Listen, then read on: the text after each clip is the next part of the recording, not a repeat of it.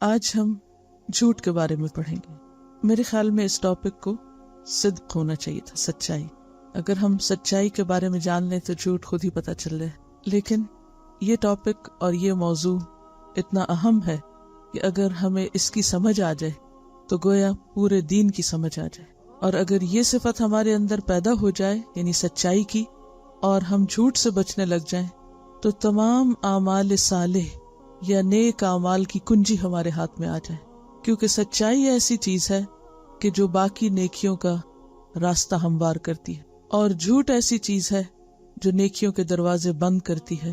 اور نہ صرف یہ کہ ربانی رزق بند ہوتا ہے بلکہ مادی رزق بھی گھٹتا ہے جھوٹ کی وجہ سے۔ اہل ایمان اور منافقین میں فرق ہی جھوٹ کا ہے۔ مومن بزدل ہو سکتا ہے، مومن بخیل ہو سکتا ہے، لیکن مومن جھوٹا نہیں ہو سکتا۔ تو اعمال کی روح اور دین کی بنیاد، اساس، بیس سچائی پر ہے۔ نبوت کے بعد اگلا درجہ صدیقین کا ہے، من النبیین والصدیقین والشہداء۔ اللہ سبحانہ وتعالی ہمیں سچے لوگوں کا ساتھ دینے کا حکم دیتا ہے، کونوا مع الصادقین۔ قیامت کے دن سچے لوگوں کو ان کی سچائی کی جزا ملے گی، اور قیامت کا دن سچے لوگوں کا دن ہے۔ قیامت کے دن اصل کامیاب ہونے والے لوگ دراصل سچے لوگ ہی ہوں گے۔ ھذا یوم ینفع الصادقین صدقہم۔ تمام انبیاء کو اللہ سبحانہ وتعالی نے سچی زبان عطا کی۔ وجعلنا لہم لسان صدق علیہ۔ انبیاء کے بعد سچے لوگ ہر دور میں دین کے خادم بنے، اور انہی کی خدمت میں برکت ہوئی۔ نبی صلی اللہ علیہ وسلم کے بعد حضرت ابوبکر صدیق رضی اللہ تعالی عنہ کو اس امت کے السابقون الاولون میں سے اول ہونے کا خطاب ملا، یا ان کو یہ مقام ملا۔ والذی جاء بالصدق وصدق به اولئک هم المتقون۔ وہ جو سچائی لایا اور اس نے سچائی کی تصدیق کی، وہی لوگ دراصل متقی لوگ ہیں۔ صدق سچائی، صداقہ سچی دوستی، اور صادق کہتے ہیں عربی میں بہت میٹھی کھجور کو۔ تو سچا انسان کیسا ہوتا ہے؟ میٹھا ہوتا ہے۔ اس کی باتیں، اس کا معاملہ، اس کا طریقہ، اس کا طرز عمل، ان سب چیزوں میں ایک ایمان کی مٹھاس اور حلاوت ہوتی ہے جو اس کے آس پاس کے لوگوں کے لیے بھی باعث سکون ہوتی ہے۔ صادق اور صدیق میں فرق یہ ہے کہ صدیق بہت زیادہ سچے کو کہتے ہیں، جو سچائی میں کامل ہو، ہر لحاظ سے سچا ہو، اور نہ صرف یہ کہ زبان سے بلکہ عمل سے اپنی بات کو سچا کر دکھانے والا ہو۔ اور سچائی دل اور زبان کی موافقت کا نام ہوتی ہے، جو دل میں ہے وہی زبان پر ہے۔ ایسے انسان کا سر اور علانیہ یعنی اندر کا حصہ اور باہر کا حصہ، ظاہر اور باطن ایک جیسا ہوتا ہے۔ سچا شخص اپنی بات پر قائم رہتا ہے، اسی لیے سچے انسان کو نیکی پر استقامت نصیب ہوتی ہے۔ اس کے اندر تلون نہیں ہوتا، وہ ایک سٹیبل انسان ہوتا ہے۔ جھوٹا شخص رنگ بدلتا رہتا ہے، کبھی ایک بات کہتا ہے، کبھی دوسری بات کہتا ہے، کبھی ایک کام کرتا ہے، کبھی دوسرا کام کرتا ہے۔ لیکن سچا انسان نہ صرف یہ کہ اپنے قول کا سچا ہوتا ہے، اپنے ارادوں کا بھی سچا ہوتا ہے، اور اپنے عمل کا بھی سچا ہوتا ہے۔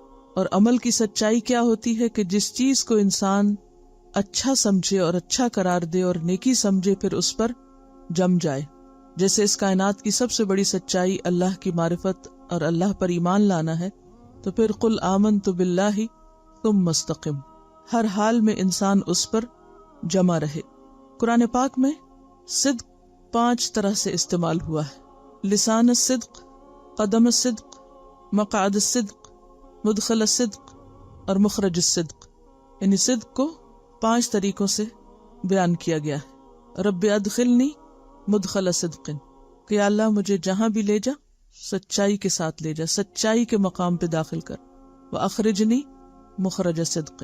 نبی صلی اللہ علیہ وسلم کے لیے مدخل صدق کیا تھا؟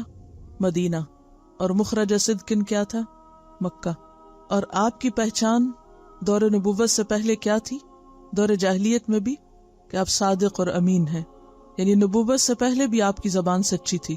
دیگر انبیاء کو بھی سچی زبانیں دی گئی اور آپ کو بھی، لسان صدق نصیب ہوئی. اور قدم صدق کیا ہے؟ جنت. اور مقعد صدق وہ سچا مقام جو اللہ کی ملاقات کے وقت انسان کو نصیب ہوگا. ان المتقین فی جنات و نہر فی مقعد صدق عند ملیک مقتدر. متقی لوگ باغوں اور نہروں میں ہوں گے، یعنی جنت میں. فی مقعد صدق، سچائی کے مقام پر، یعنی جنت کو اور ان کے اس گھر کو اور اس خاص مقام کو جہاں وہ اللہ تعالیٰ سے ملاقات کریں گے. عند ملیک مقتدر، اقتدار والے بادشاہ یعنی اللہ رب العالمین کے پاس مقعد صدق میں ہوں گے، یعنی ایسے مقام اور ایسی جگہ ان کو نصیب ہوگی جنہیں سچائی سے پہچانا گیا. تو گویا سچائی انسان کو دنیا میں بھی فائدہ دیتی ہے، اور سچائی ہی انسان کی آخرت کے درجات کی بلندی کا ذریعہ بنے گی. اور اللہ سے ملاقات کرنے کے لیے، اللہ کا دیدار کرنے کے لیے جو صفت انسان کو چاہیے وہ سچائی ہے. اور سچائی کیا ہے؟ حق کے مطابق بات، واقع کے مطابق بات، خواہ اپنی ذات کی نفی ہوتی ہو، خواہ نقصان ہوتا ہو. کیا سمجھ میں آیا؟ کیا ہوتی ہے سچائی؟ سچ کیا ہوتا ہے؟ ہم تو کہتے ہیں سچ کڑوا ہوتا ہے. عربی کی تعریف میں ہے کہ صادق بہت میٹھی کھجور ہوتی ہے جس کا ذائقہ اپنی اصل پر ہے. دنیا اور آخرت کی کامیابی کا انحصار اسی پر ہے. ایمان اور منافقت کا فرق بھی اسی میں. کوئی مومن ہے یا نہیں، اس کا فیصلہ اسی صفت پر ہے. سچائی باقی نیکیوں اور خیر اور بھلائی کا راستہ کھولتی. الصدق طمأنینہ، سچائی دل کو اطمینان بخشتی ہے. سچائی واقع کے مطابق حقیقت چیز ہوتی ہے. سچائی دل اور زبان کی موافقت کا نام ہے. سچائی ظاہر و باطن کے ایک ہونے کا نام ہے. سچا انسان قابل اعتماد ہوتا ہے، اپنے آس پاس کے لوگوں کو خوشی دیتا ہے.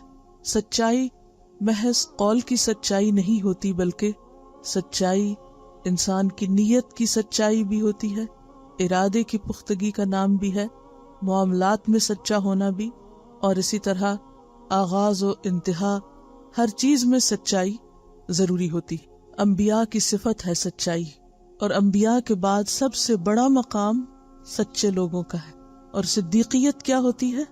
صدیق اور صادق کا فرق کیا ہے؟ صادق ہوتا ہے جیسے زبان کا سچا، لیکن صدیق ہوتا ہے جو عمل سے سچائی کو ثابت کر دکھائے، جو تصدیق کرے، کامل سچائی. اور سچی دوستی کس کو کہتے؟ صداقت. یعنی اردو میں ہم صداقت سچائی کو کہتے ہیں نا، تو عربی میں صداقت کہتے ہیں سچی دوستی کو. جھوٹ تو گھڑنا پڑتا ہے نا، اور سچ ایک فطرت کی آواز ہوتی ہے، انسان کے اندر کی آواز ہوتی ہے. دل میں اطمینان ہوتا ہے، خواہ کوئی ناراض بھی ہو، وقتی طور پر کسی کو اچھا نہ بھی لگے، لیکن اپنے لیے اور دوسرے کے لیے نتیجے کے اعتبار سے وہی اصل چیز ہے. اللہ سے ملاقات اور اللہ کے دیدار اور اللہ کے خاص مقرب بندوں میں شامل ہونے کے لیے سچائی کے بغیر گزارا ہی نہیں. سچائی اعمال صالحہ کی کنجی ہے. سچائی کے بغیر نیکی کی توفیق کا راستہ نہیں کھلتا. جھوٹ سننے والے اور حرام کھانے والے کو برابر قرار دیا. سماعون للکذب اکالون للسحت. جھوٹ کو یاد رکھنے کے لیے بھی ایفرٹ کرنی پڑتی ہے. بالکل صحیح. سچ آدمی کے علم اور اس کے بول میں تضاد نہ ہونے کا نام. جو علم میں ہے، جو آپ جانتے ہیں، جو آپ کو معلوم ہے، آپ وہی بولتے ہیں، نہ اس سے بڑھاتے ہیں نہ اس سے گھٹاتے ہیں. تو سچا ہونے کے لیے کیا ضروری ہے کہ انسان وہی بولے جو وہ جانتا ہے، اور جو وہ نہیں جانتا کیا کہہ دے؟ میں نہیں جانتا. اور انسان جو بول رہا ہے وہ وہی ہو جو واقعی اس کے علم میں آیا ہو، اور جو اس کے علم میں نہ آیا ہو اسے خود سے نہ گھڑے، اپنی طرف سے نہ بیان کرے. تو انسان کی معلومات اور انسان کے قول دونوں میں موافقت کا ہونا بے حد ضروری ہے. ہم دیکھتے ہیں کہ پوری کائنات سچائی پر قائم ہے، کیونکہ اللہ نے ان کو حق کے ساتھ پیدا کیا ہے. ما خلقنا السماوات والارض وما بینہما الا بالحق. ہر چیز حق پر، سچائی پر قائم ہے.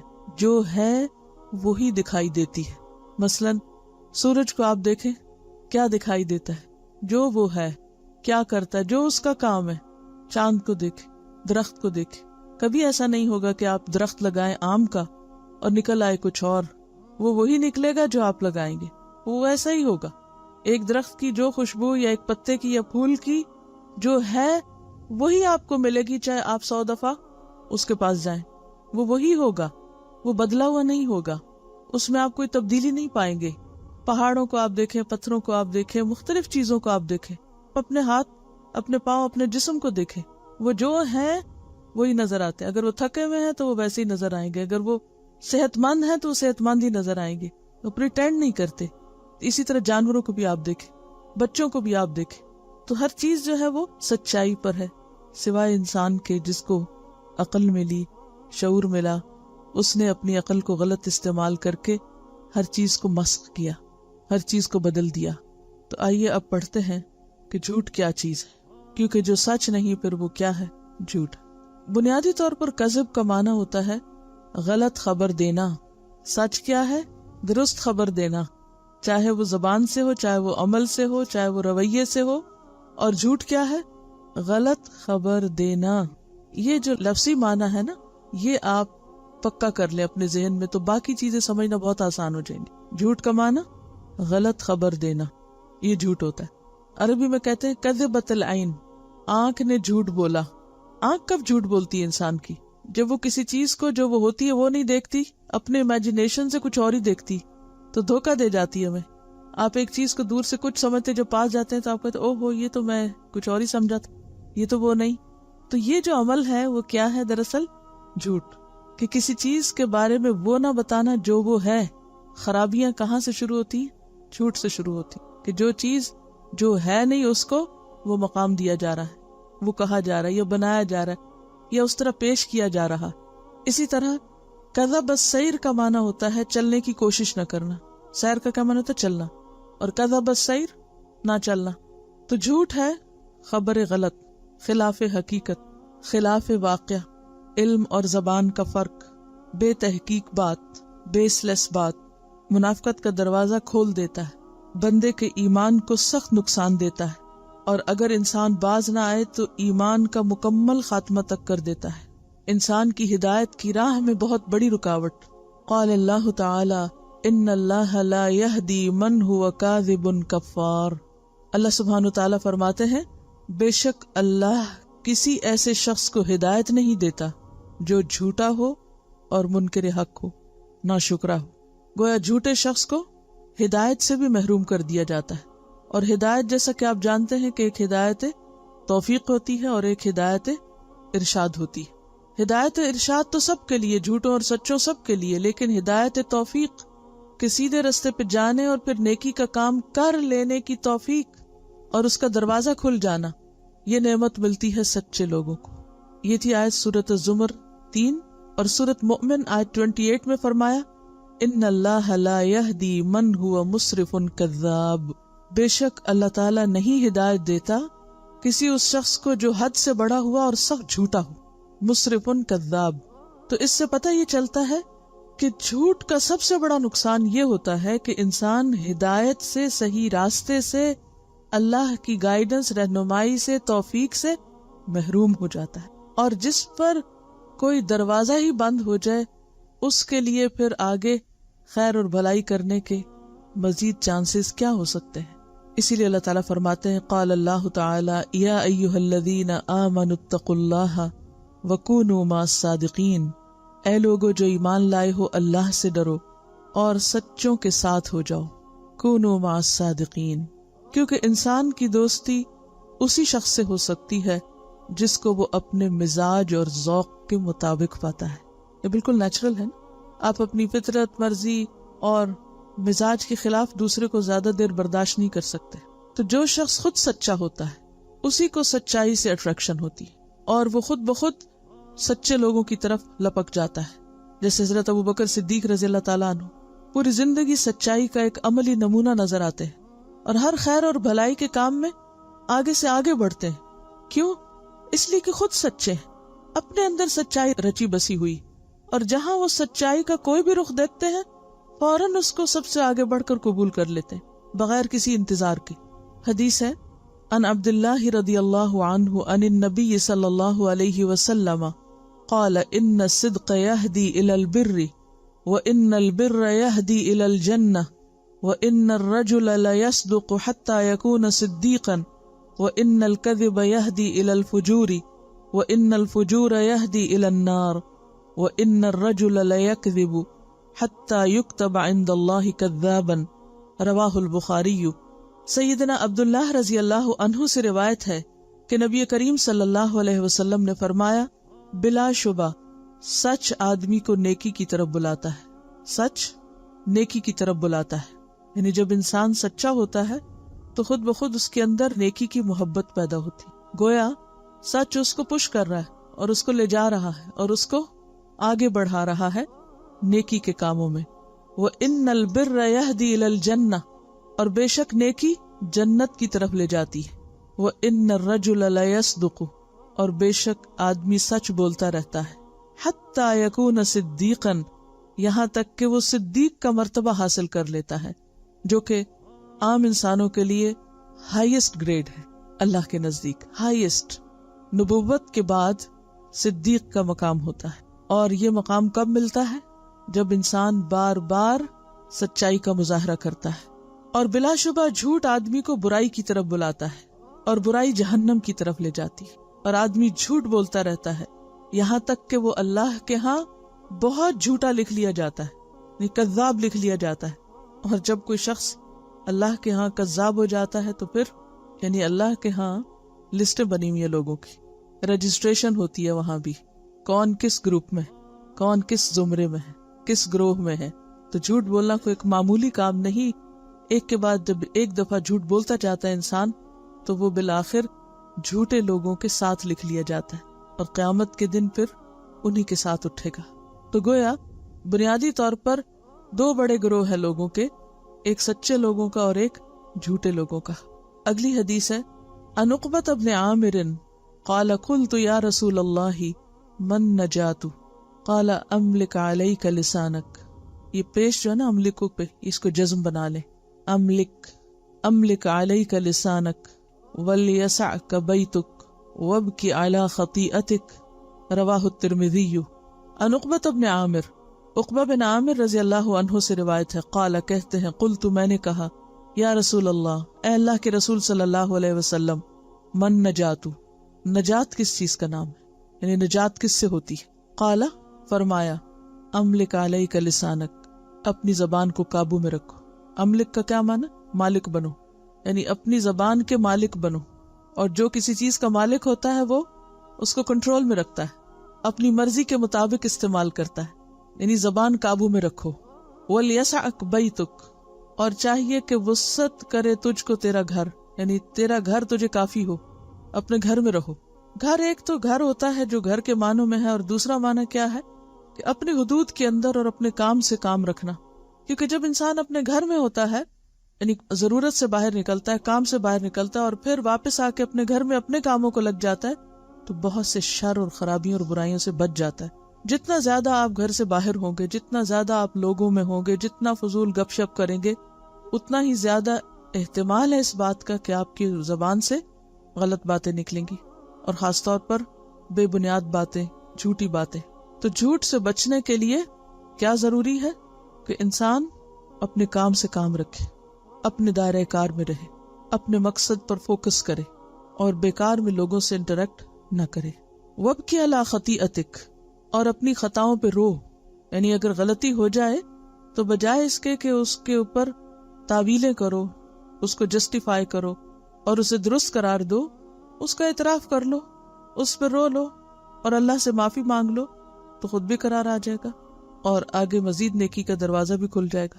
دیکھیے کہ جب انسان جھوٹ بولتا ہے نا تو اس کو ایک ایفرٹ کرنی پڑتی، سب سے پہلے تو خود اپنے آپ سے جھگڑنا پڑتا ہے، اپنے سے لڑنا پڑتا ہے، اپنے آپ کو دبانا پڑتا ہے۔ پھر چونکہ جھوٹی بات یا خلاف حقیقت بات اس کو کائنات کی کوئی چیز ایکسپٹ نہیں کرتی، وہ سب کے لیے ایک ناپسندیدہ چیز ہے، لہٰذا وہ صرف اپنے سے جھوٹ نہیں بول رہا ہوتا، یہ کسی سامنے والے سے نہیں بول رہا ہوتا، وہ ہر ایک سے بول رہا ہوتا ہے، کیونکہ وہ ایک غلط بات کر رہا ہے، خلاف حقیقت بات کر رہا ہے، اور پھر اس پر وہ اصرار کر رہا ہے اور اس کی وہ اصلاح نہیں کر رہا۔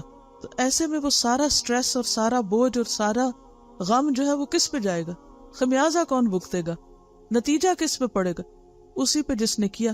اور اپنی غلطی کا اعتراف کر لینا، مان لینا، ہاں یہ غلطی مجھ سے ہوئی ہے اور میں نے کی ہے اور میں اس پر شرمندہ ہوں اور انسان اس پر رو کر اللہ سے معافی مانگ لے تو آپ نے دیکھا ہوگا دل کتنا ہلکا ہو جاتا ہے اور معاملہ رفع دفع ہو جاتا ہے. تو یہ انسان کی بھلائی کے نسخے، نجات اسی میں ہے، کامیابی اسی میں ہے کہ انسان اپنی زبان قابو میں رکھے، لوگوں سے بقدر ضرورت ملے اور اپنی غلطیوں پر روئے، صرف اعتراف نہیں بلکہ انہیں اپنے حق میں نقصان دہ سمجھے. عن ابی ہریرہ عن النبی صلی اللہ علیہ وسلم قال آیۃ المنافق ثلاث اذا حدث کذب واذا وعد اخلف واذا اؤتمن خان. رواہ البخاری. سیدنا ابو ہریرہ رضی اللہ عنہ سے روایت ہے کہ نبی کریم صلی اللہ علیہ وسلم نے فرمایا منافق کی علامتیں تین ہیں، جب بات کرے تو جھوٹ بولے، اذا حدث کذب، واذا وعد اخلف، اور جب وعدہ کرے تو اس کے خلاف کرے، واذا اؤتمن خان، اور جب اس کو امانت دی جائے یا امین بنایا جائے تو خیانت کرے. اور صحیح مسلم کی روایت میں آتا ہے اگرچہ وہ روزہ رکھے، اگرچہ وہ نماز پڑھے، اور اگرچہ وہ یہ سمجھتا ہو کہ میں مسلمان ہوں. خواہ کوئی شخص روزہ رکھے یا نماز پڑھے یا اپنے آپ کو مسلمان سمجھتا رہے، لیکن اگر وہ جھوٹ بولتا ہے اور وعدہ خلافی کرتا ہے اور خیانت کرتا ہے تو وہ پکا منافق ہے. اور منافقین کا انجام کیا ہے؟ ان المنافقین فی الدرک الاسفل من النار. اصل میں اگر زندگی کو سچائی کی بنیاد پر استوار کرنا ہو تو پوری زندگی کو ری شیڈیول کرنا پڑے گا. یہ کمپلیٹ چینج کا نام ہے. سچا بننا ایک نیا لائف سٹائل ہوگا جو اخلاص پر مبنی ہوگا، جس میں انسان اپنی زبان، اپنی گفتگو، اپنے قول اور اپنے معاملات کو صحیح طور پر استوار کرے گا. کیونکہ یہ دو مختلف زندگیاں ہیں. کیسے مختلف؟ سچائی نور ہے، روشنی ہے، اور جھوٹ اندھیرا ہے. تو اتنا ہی فرق ہوگا جیسے دن اور رات میں. مثلا کوئی شخص کہتا ہے لا الہ الا اللہ، یہ سب سے پہلا سچ ہے جو کوئی بولتا ہے کہ اللہ کے سوا کوئی الہ نہیں، صرف وہ معبود ہے، میں اس کا بندہ ہوں، مجھے اس کی اطاعت کرنی. یہ کہنے کے بعد اگر کوئی شخص اپنی من مانی کرے یا اوروں کی بات مانے یا اللہ کی اطاعت اور فرمانبرداری نہ کرے، تھوڑی دیر میں مثلاً اذان ہوتی ہے، نماز کا وقت آ جائے اور وہ نماز نہیں پڑھتا، تو اس نے جو بات کہی کہ میں اس بات کی گواہی دیتا ہوں کہ اللہ کے سوا کوئی عبادت کے لائق نہیں، تو اس کی بات کہاں گئی؟ جھوٹی ہو گئی. اگر تم واقعی سچے تھے تو تم حی علی الصلاۃ اور حی علی الفلاح کا جواب دیتے اور نماز ادا کرتے. پھر اس کے بعد عام روزمرہ زندگی میں ہمارے دین کے ہم سے بہت سے تقاضے. جب ایک شخص یہ کہتا ہے کہ میں اللہ کو سب کچھ مانتا ہوں اور پھر اللہ کی بات نہیں مانتا، تو وہ تو ایک جھوٹے انسان کی طرح سب کچھ کر رہا ہے. اس کے تو زبان اور اس کے عمل میں تضاد ہے، فرق ہے. وہ اللہ کو نہیں اپنے دل کو الہ مانے ہوئے، جیسے قرآن مجید میں آتا نا اَرَأَيْتَ مَنِ اتَّخَذَ إِلَٰهَهُ هَوَاهُ أَفَأَنْتَ تَكُونُ عَلَيْهِ وَكِيلًا. کیا تم نے دیکھا اس شخص کو جس نے اپنی خواہش نفس کو اپنا الہ بنا رکھا ہے؟ کیا بھلا پھر تم اس پر کارساز ہو سکتے؟ تم اس کا کچھ بنا سکتے؟ تم اس کو کچھ فائدہ پہنچا سکتے؟ نہیں. قرآن پاک میں اللہ تعالیٰ فرماتے ہیں یا بنی آدم لا تعبدوا الشیطان، شیطان کی عبادت نہ کرو. اب جب انسان شیطان کی عبادت ویسے تو نہیں کرتا، لیکن شیطان کے بہکاوے میں آ کر اللہ سے کیے ہوئے عہد کو فراموش کر دیتا ہے، تو وہ اللہ کی عبادت کا دعویٰ لا الہ الا اللہ سچ نہیں، جھوٹ کہہ رہا ہے اس میں، تو اس کے تو ایمان کا دعویٰ ہی سچا نہیں. منافقین کو منافقین کیوں کہا جاتا تھا؟ کیا مشکل تھی ان کی؟ کیا فرق تھا؟ جب وہ ایمان والوں کے ساتھ ہوتے تو کیا کہتے؟ ہم تمہارے ساتھ ہیں. اور جب وہ اپنے دوستوں کے ساتھ ہوتے تو ان کو کیا کہتے؟ ہم تمہارے ساتھ. تو یہ جو ڈبل فیس لوگ تھے، دوہرے چہرے والے، ادھر ہوتے تو ان کی مرضی کی بات، ادھر ہوتے تو ان کی مرضی کی بات، کیا یہ دھوکہ نہیں تھا؟ اور کیا کرتے تھے منافقین؟ کہا جاتا کہ فساد نہ کرو تو کہتے ہم تو اصلاح کر رہے ہیں. اور کیا کرتے؟ جب انہیں نماز کی طرف بلایا جاتا اذا قاموا الی الصلاۃ قاموا کسالی. اگر ہم سب اپنے اس رویے پر غور کریں کہ اذان ہوتے ہی ہمارا طرز عمل کیا ہوتا ہے، ہمیں کتنا شوق ہوتا ہے، کتنا بھاگ کے ہم اس کی طرف آتے ہیں، تو یہیں سے ہمیں اپنے ایمان اور اپنی سچائی کا پتہ چل جائے گا کہ ہم کتنے سچے ہیں. اور کیا کرتے تھے؟ جب انہیں جنگ کے لیے بلایا جاتا تو نہیں آتے تھے، اور جب مال غنیمت آتا تو فوراً پہنچ جاتے تھے. یعنی انہیں اسلام سے صرف مال حاصل کرنے اور دنیاوی فائدوں کی حد تک غرض تھی. اور کیا کرتے تھے؟ کیا کردار آتا ہے ان کا؟ اہل ایمان کا مذاق اڑاتے تھے. نبی صلی اللہ علیہ وسلم کی مجلس میں بیٹھتے باتیں سننے کے لیے، تجسس کے لیے، اور پھر جا کے ان میں کئی جھوٹ ملا کے اوروں کو بتاتے. ایمان والوں کو بیوقوف سمجھتے تھے، اللہ کی راہ میں قربانیاں کرنے والوں کو بیوقوف سمجھتے تھے. کوئی کام کا وقت آتا تو بہانے پیش کرتے تھے، یعنی کام چور لوگ تھے. بیسیکلی سارے ہی اپوزٹ کیریکٹر تھے. ہاں نماز کی بات ہوتی، زکوٰۃ کی ہوتی، صدقے کی ہوتی، یا نیکی کے کسی بھی کام کی دعوت ہوتی، سب کچھ الٹ. اور اسی طرح جیسے سورۃ التوبہ میں آتا ہے کہ وہ آپس میں ایک دوسرے کے مددگار ہیں اور برائی کا حکم دیتے ہیں اور نیکی سے روکتے ہیں اور اپنے ہاتھ روک کے رکھتے ہیں. ہم میں سے ہر ایک کو نماز کا وقت آنے پر اپنے دل کا جو جائزہ وہ ضرور لینا چاہیے کہ کیا آذان سنتے ہی ہم خوش ہوئے ہیں یا اس کو اپنے لیے ایک مصیبت سمجھ. کبھی کبھار تو ہو سکتا ہے کہ کوئی ایسی مجبوری ہوتی ہے، بعض اوقات کی کسی چیز میں جلدی ہوتی ہے یا کوئی ایمرجنسی ہوتی ہے یا کسی اور شخص کو آپ سے ایسی ضرورت ہو سکتی ہے. لیکن اگر روزانہ کا طریقہ ہی یہ بن جائے کہ دھوپ پیلی پڑے تو نماز پڑھی جائے، تو ایسی نماز کو منافقین کی ہی نماز قرار دیا گیا ہے کہ جو دھوپ کے پیلا پڑنے کا انتظار کرتے رہتے ہیں اور جب تھوڑا وقت رہتا ہے تو پھر ٹھونگے مارتے ہیں جیسے مرغا دانے چنتا ہے. آپ صلی اللہ علیہ وسلم نے فرمایا تلک صلاۃ المنافق. پوچھا گیا کہ کون سی؟ تو فرمایا کہ وہ جو دھوپ کے پیلا پڑنے کا انتظار کرتا ہے اور جب تھوڑا سا وقت بچتا ہے تو پھر جلدی سے اس طرح سجدے کرتا ہے جیسے مرغا زمین پہ ٹھونگے مار رہا ہو دانا چننے کے لیے، اور اللہ کو کچھ بھی یاد نہیں کرتے اس نماز میں. اور یہ ایک حقیقت ہے کہ جو نماز دیر سے پڑھی جاتی ہے وہ واقعی ٹھونگے ہوتی. وہ پنجابی میں ایک محاورہ نا، ویلے دی نماز تے کویلے دی ٹکرا، وہ صرف زمین پہ ٹکرے مارنے والی بات ہی رہ جاتی. بنیادی طور پر منافقت جنم لیتی ہے دنیا کی محبت سے، دنیا کو آخرت پر ترجیح دینا. تو جب انسان دنیا کو آخرت پر ترجیح دینے لگتا ہے تو دنیا کے کام اس کو زیادہ اہم لگتے ہیں، زیادہ ارجنٹ لگتے ہیں، زیادہ ضروری لگتے ہیں، اور ان میں وہ اتنا مشغول رہتا ہے کہ پھر اللہ کے ذکر اور اللہ کے دین کے لیے اس کے پاس وقت نہیں بچتا یا وہ اتنا اہم نہیں رہتا. پھر اسی طرح ہم دیکھتے ہیں کہ جھوٹ میں بعض اوقات ہم بڑے بڑے جھوٹ بولنے سے تو پرہیز کرتے ہیں، لیکن کچھ اس قسم کے جھوٹ بھی ہوتے ہیں کہ جن کو ہم جھوٹ سمجھتے بھی نہیں ہیں اور انہیں ہم بولتے ہوئے یا اختیار کرتے وقت احساس بھی نہیں کرتے. اگلی حدیث ہے عن عبداللہ ابن عامر انہ قال دعتنی امی یوما ورسول اللہ صلی اللہ علیہ وسلم قائد فی بیتنا فقالت ہا تعال اعطیک فقال لها رسول اللہ صلی اللہ علیہ وسلم وما اردت ان تعطیہ قالت اعطیہ تمرا فقال لها رسول اللہ صلی اللہ علیہ وسلم اما انک لو لم تعطیہ شیئا کتبت علیک کذبۃ رواہ ابو داود. سیدنا عبداللہ ابن عامر رضی اللہ عنہ سے روایت ہے کہ میری ماں نے مجھے ایک دن بلایا اور رسول اللہ صلی اللہ علیہ وسلم ہمارے گھر میں بیٹھے ہوئے تھے. تو اس نے کہا کہ ادھر آؤ میں تمہیں ایک چیز دوں گی. تو رسول اللہ صلی اللہ علیہ وسلم نے اس سے فرمایا تم نے کیا دینے کا ارادہ کیا؟ اس نے کہا میں کھجور دوں گی. تو رسول اللہ صلی اللہ علیہ وسلم نے اس کو کہا اگر تم اس کو کچھ نہ دیتی تو تمہارے اوپر ایک جھوٹ کا گناہ لکھا جاتا. اور یہ چیز کتنی عام ہے، مائیں بچوں کے ساتھ ہر وقت جھوٹی باتیں کرتی رہتی، حتیٰ کہ بچے جھوٹ کو بھی جھوٹ نہیں سمجھتے اور اسی پہ تربیت پاتے ہیں.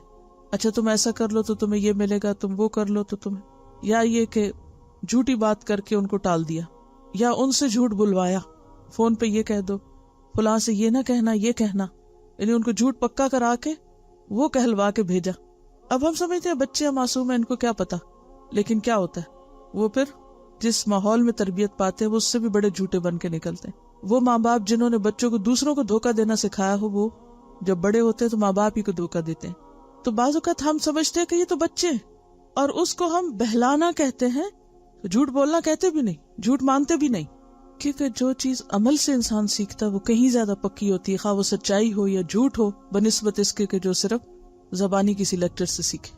اور پھر اس میں آپ دیکھیں کہ ماں باپ اپنے لیے کیا صدقہ جاریہ چھوڑ کے جاتے، سچ کا یا جھوٹ کا. اگر جھوٹ بولا اور ان کو جھوٹ سکھا دیا اور وہ جھوٹ پہ پلے اور جھوٹ ان کی زندگی میں ایک نارم بن گیا تو پھر وہ بیج کس نے لگایا تھا اور اس کا صلہ یا وہ کانٹے کس کے راہ میں آئیں گے؟ لگانے والوں کے. اور والدین کا صرف سچ کی تلقین کرنا کبھی بھی فائدہ نہیں دے سکتا جب تک کہ وہ خود سچے نہ ہوں اور سچے بن کے نہ دکھائیں. پھر جھوٹ کی ایک اور قسم ہے.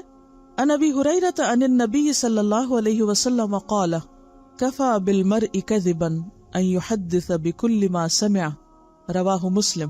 سیدنا ابو ہریرہ رضی اللہ عنہ سے روایت ہے کہ رسول اللہ صلی اللہ علیہ وسلم نے فرمایا آدمی کے جھوٹا ہونے کے لیے اتنا ہی کافی ہے کہ وہ ہر سنی سنائی بات کو آگے بیان کر دے، کہ جو کسی نے کہا اس کو بغیر تحقیق کے، بغیر انالائز کیے آگے پہنچا دے۔ اور اس میں آپ دیکھیے کہ صرف زبانی باتیں ہی نہیں، عملی طور پہ بعض اوقات ہم اتنا انفلوئنس ہو جاتے ہیں کہ ہمیں سمجھ نہیں آتی کہ جو بات ہم آگے پہنچا رہے ہیں وہ سچ بھی ہے یا نہیں۔ اور اس میں ایسی فیک قسم کی میلز، جھوٹے قصے، جھوٹی باتیں، جھوٹ پر مبنی سٹوریز بنائی ہوئی، ان کو ہم اصلاح کے لیے آگے ایک دوسرے کو بھیجتے رہتے ہیں، جھوٹے خواب۔ تو کوئی بھی چیز جس کی بنیاد پتہ نہ ہو، جس کی اوریجن پتہ نہ ہو، اس کو پھیلانا بھی جھوٹ پھیلانے میں حصہ لینا ہے۔ اور انسان اگر غلطی سے ایسا کر جائے تو جب اس کو احساس ہو، وہ ریئلائز کرے، تو اس سے کیا کرنا چاہیے؟ ودرا کر لینا چاہیے اور اعلان کر دینا چاہیے کہ یہ بات جس سورس سے پہنچی وہ درست نہیں تھا، اور جس کو پہنچی وہ اپنی اصلاح کر لے۔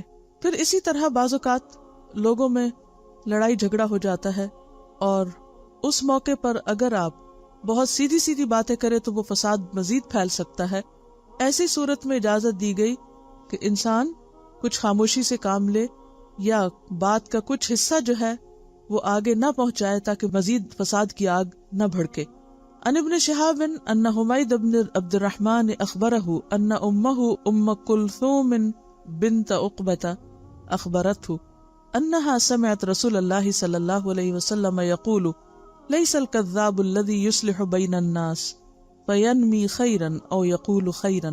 ابن شہاب روایت کرتے ہیں کہ حمید بن عبد الرحمن نے انہیں خبر دی کہ ان کی یعنی حمید کی والدہ سیدہ ام کلثوم بنت عقبہ رضی اللہ عنہا نے انہیں خبر دی کہ انہوں نے رسول اللہ صلی اللہ علیہ وسلم کو یہ فرماتے ہوئے سنا تھا کہ جھوٹا وہ نہیں جو لوگوں میں باہم صلح کرانے کی کوشش کرے اور اس کے لیے کسی اچھی بات کی چغلی کھائے۔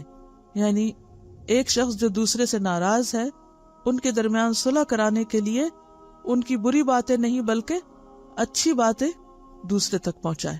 مثلا اگر ایک شخص دوسرے کے بارے میں کچھ پہنچا رہا ہے اور وہ کہے اس نے میرے بارے میں کوئی غلط بات کی ہوگی نا، ایسا بھی کہا ہوگا، ایسا بھی کہا ہوگا، تو اس موقع پر انسان اس کی تصدیق نہ کرے بلکہ اگر کوئی اچھی بات معلوم ہے تو اس کو پہنچا دے۔ یہاں پر جو لفظ آیا نا فینمی خیرن، تو ینمی نمو سے ہے، نشو نما دینا کسی چیز کو، یعنی بڑھانا۔ ینمی خیرن یعنی خیر کو بڑھا کے بیان کرے، یعنی مثلا کسی کی طرف سے جب وہ بات پہنچائے تو وہ کیا کرے؟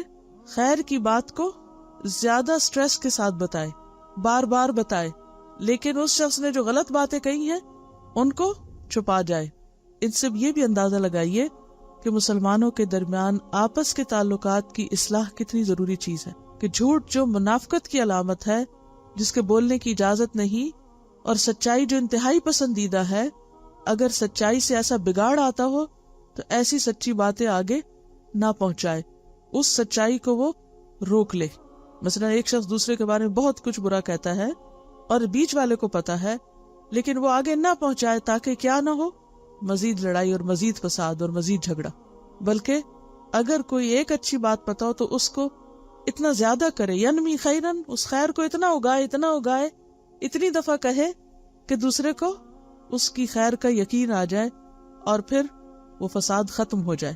اور یقول خیرن، یا یہ کہ اگر اس نے کوئی بہت اچھی بات نہیں بھی کہی تو یہ بیچ والا شخص اس کی طرف سے اچھے ہی جذبات پہنچانے کی کوشش کرے اور اپنی طرف سے کیا کہے کہ نہیں وہ تمہارے لیے اچھا ہی ہے، خیر خواہ ہی ہے، تو ایسی بات جو ہے وہ جھوٹ میں شمار نہیں ہوگی۔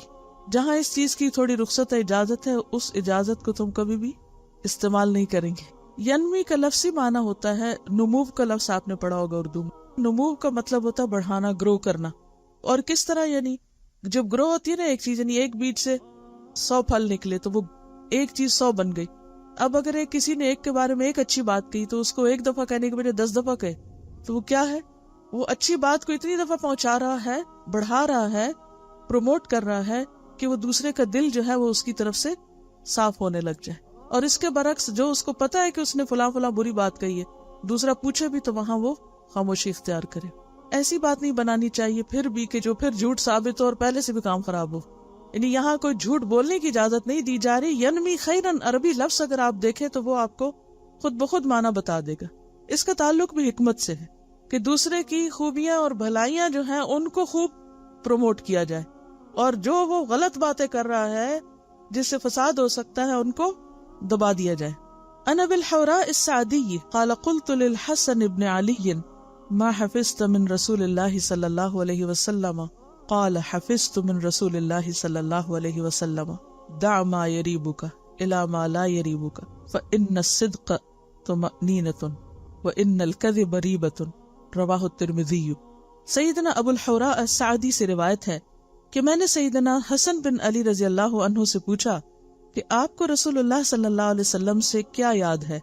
انہوں نے فرمایا مجھے رسول اللہ صلی اللہ علیہ وسلم کی زبان سے یہ الفاظ یاد ہیں، وہ چیز چھوڑ دے جو تجھے شک میں ڈالے اور اس کو اختیار کر جس کے بارے میں تجھے شک و شبہ نہ ہو، اس لیے کہ سچ اطمینان کا باعث ہے اور جھوٹ شک اور بے چینی ہے۔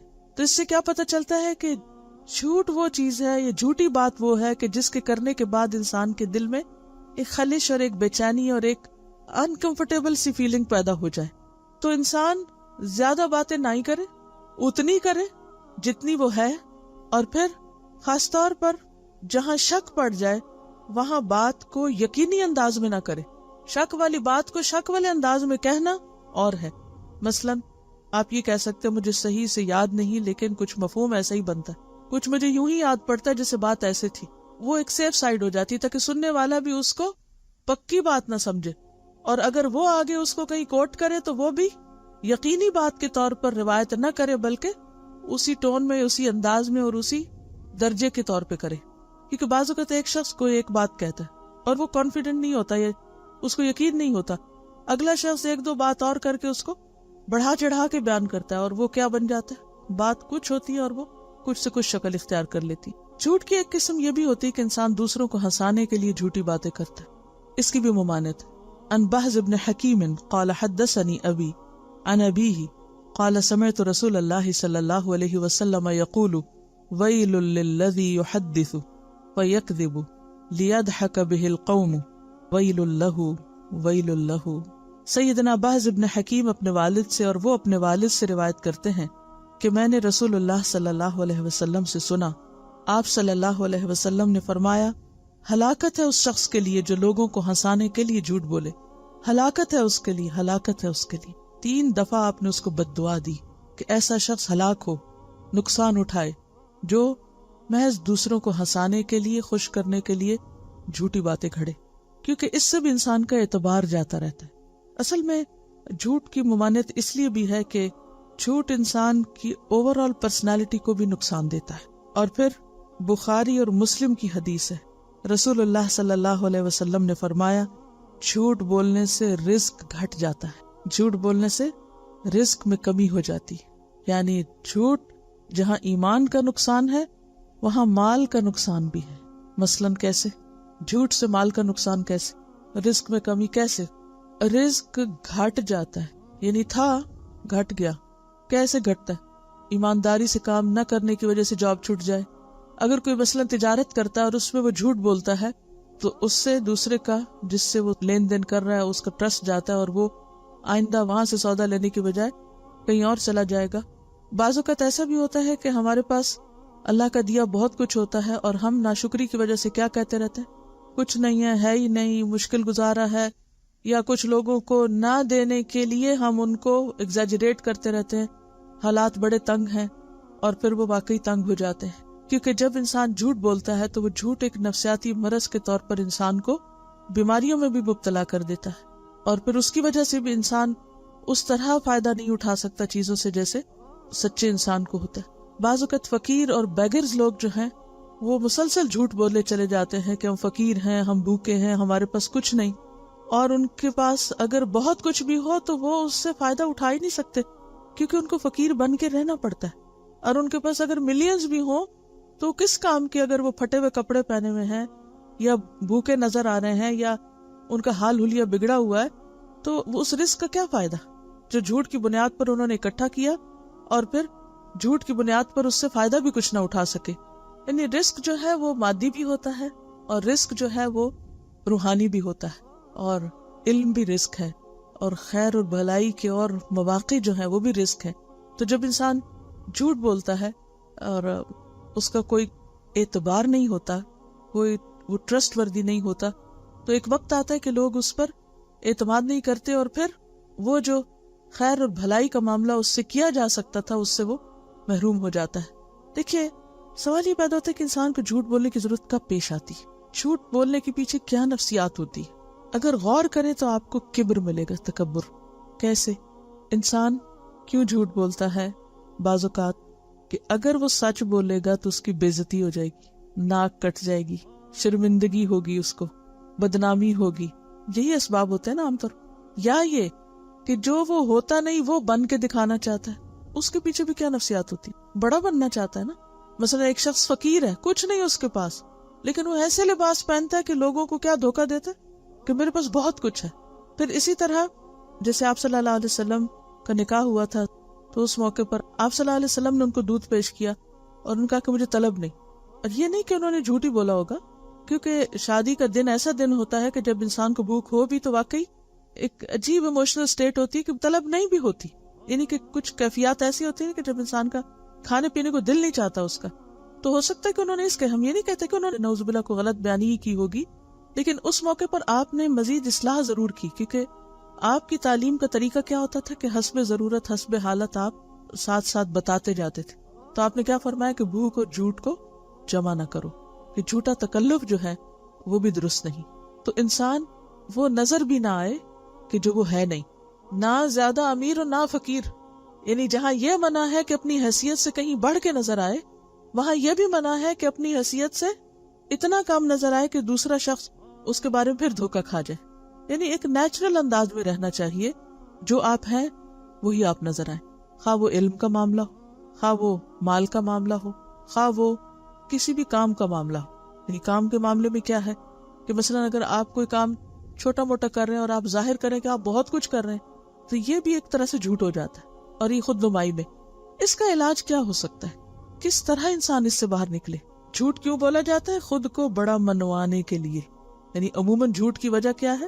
خود کو بڑا منوانا، اپنی بڑائی کا سکہ جمانا، اپنے آپ کو دوسروں کے مقابلے میں چھوٹا نہ ہونے دینا۔ اس کا علاج کیا ہے؟ کیسے انسان اپنے آپ کو منائے کہ کوئی فرق نہیں پڑتا اگر نہ کوئی مجھے بڑا سمجھے؟ اس کا حل اور علاج یہ ہے کہ انسان یہ سوچے کہ خواہ اس دنیا میں کوئی بڑا ہے، خواہ کوئی چھوٹا ہے، سب کا انجام ایک ہی، مٹی کا گڑا، موت۔ کوئی کتنا بھی بڑا امیر ترین انسان ہو، کتنا بھی بڑا عزت والا ہو، کتنی بھی شہرت ہو اس کے پاس، کہاں جاتا ہے؟ کہاں جاتا ہے؟ قبر میں۔ وہ قبر کوئی سنگ مرمر کی بنا دے، یا گولڈ کی بنا دے، یا چاندی کی بنا دے، قبر قبر ہے، خواہ وہ شیشے کا بکسا ہو یا لکڑی کا ہو، کسی بھی چیز کو، قبر قبر ہے۔ ہر بڑا اور چھوٹا سب ایک ہی زمین میں جا رہے ہیں، ساری بڑائیوں کو وہی خاک میں ملنا ہے۔ پھر قیامت کے دن کیسے اٹھیں گے؟ قیامت کے دن بڑا کون ہوگا؟ سچا۔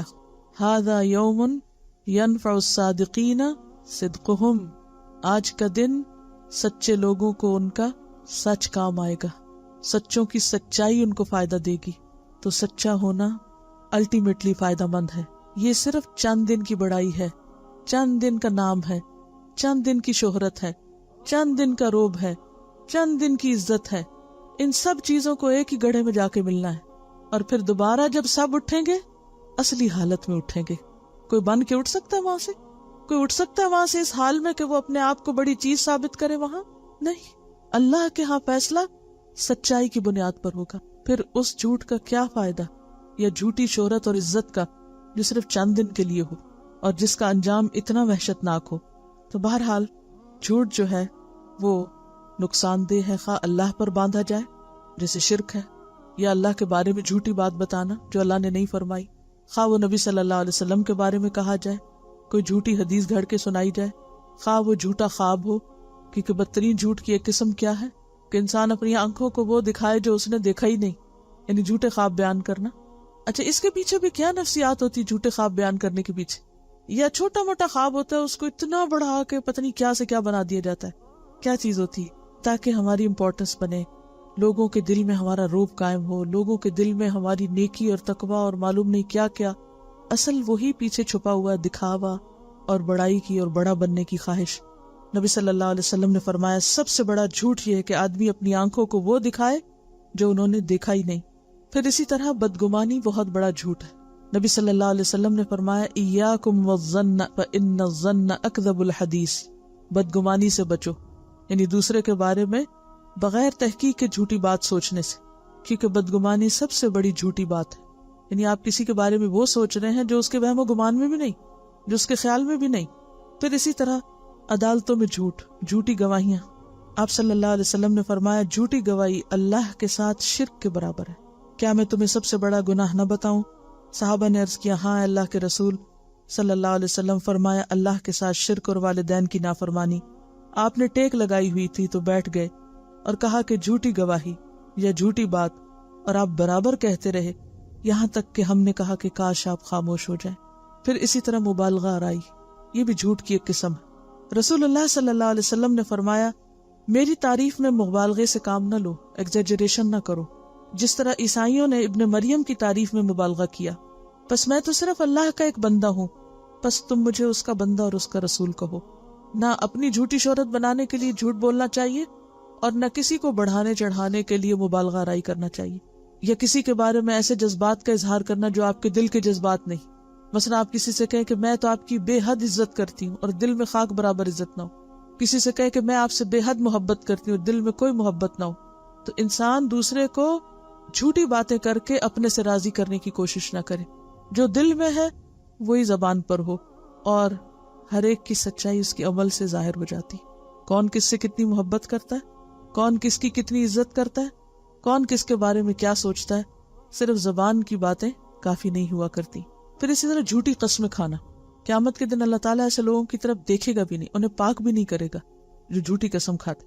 پھر اسی طرح رمضان میں اگر آپ اپنا ایک ہدف رکھ لیں اپنے تزکیہ اور اصلاح کا، اور پورا مہینہ اس بات کی پریکٹس کریں کہ مجھے روزہ رکھ کر نہ کوئی جھوٹی بات کرنی ہے، اور نہ ہی کوئی جھوٹی کسی کی تعریف، اور نہ ہی جھوٹے جذبات کا اظہار، اور نہ ہی کوئی جھوٹ بولنا ہے، اور دعا بھی اپنے لیے کرتے رہیں، تو انشاءاللہ آپ دیکھیں گے کہ اللہ تعالیٰ آپ کو سچا ایمان نصیب کرے گا۔ جب آپ شعوری کوشش کریں گے کہ مجھے غلط بیانی نہیں کرنی، حاصل کیا ہوگا؟ ملے گا کیا؟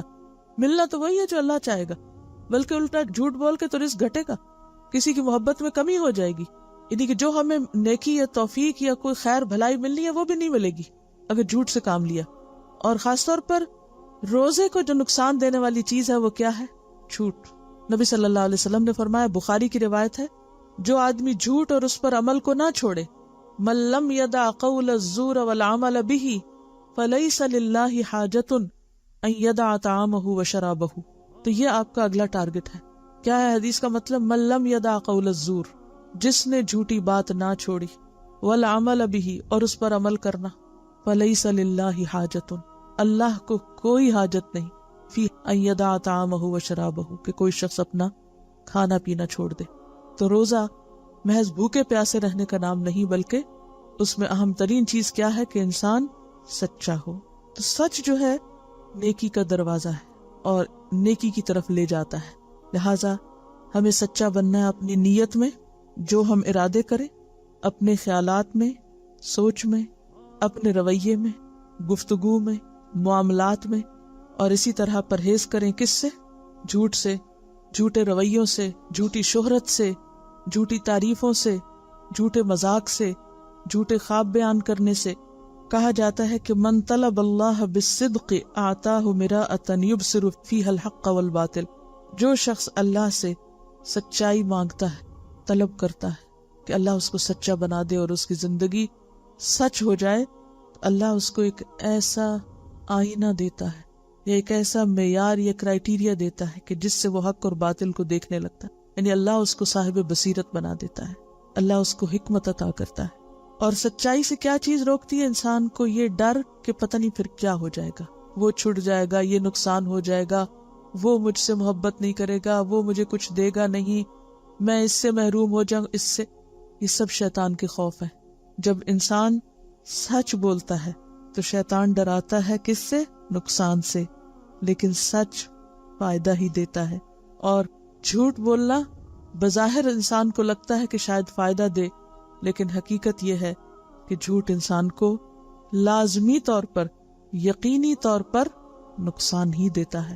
لہذا انتہائی ضروری ہے کہ ہم اپنی تمناؤں میں، خواہشات میں، ارادوں میں، سوچوں میں تمنا کی بات میں نے کس لیے کی کہ بعض اوقات ہم جھوٹی تمنائیں کرتے، وہ تو ہمارے دل میں کچھ نہیں، کہتے ہیں کبھی یہ ہو جائے، وہ میں یہ بھی کر لوں، میں حج کر لوں، میں فلاں کر لوں، اور اندر سے ارادہ وغیرہ کوئی پکا نہیں ہوتا. تو جھوٹی تمنائیں، جھوٹی خواہشات کا اظہار کرنا، جھوٹی باتیں کرنا، یہ انسان کو نقصان دیتا ہے، کیونکہ اللہ کو پتا ہوتا ہے کہ اس کے دل میں ہے کچھ نہیں، یہ صرف لوگوں کو راضی کرنے کے لیے اظہار کر رہا ہے. لہٰذا اللہ توفیق بھی نہیں دیتا، راستہ بھی ہموار نہیں کرتا، اور موقع بھی عطا نہیں کرتا. لہٰذا رمضان کا مہینہ کیا ہے؟ سچائی کی تجدید کا مہینہ. جیسے اس روز بھی شاید میں نے بات کی تھی کہ ہر رمضان میں انسان اپنا ایک ٹارگٹ رکھ لینا، اس رمضان میں مجھے یہ اچیو کرنا ہے. کچھ باتیں تو آپ روٹین کی کریں گی، روزہ رکھیں گے، نماز پڑھیں گے، تراویح پڑھیں گے، صدقہ خیرات جو روٹین کا آپ کریں گے، زکوٰۃ وغیرہ کا حساب کریں گے، قرآن کی تلاوت ذرا مزید کریں گے، قرآن کو پھیلانے کی کوشش کریں گے. یہ تو کام وہ ہیں کہ جو ایک روٹین ہے، لگے بندے کام ہے رمضان کے. لیکن ان کے علاوہ بھی ہمیشہ انسان کو اپنی اصلاح کے لیے ایک ٹارگٹ رکھنا چاہیے کہ ہر روز اٹھے اور اس کی تجدید کرے کہ مجھے یہ کرنا ہے، مجھے یہ کرنا ہے، یہ رمضان میں نے اس طرح گزارنا ہے کہ یہ گزرے تو میں اپنے اس مقصد میں کامیاب ہو چکا. تو انشاءاللہ اللہ تعالیٰ اگر کوئی سچے دل سے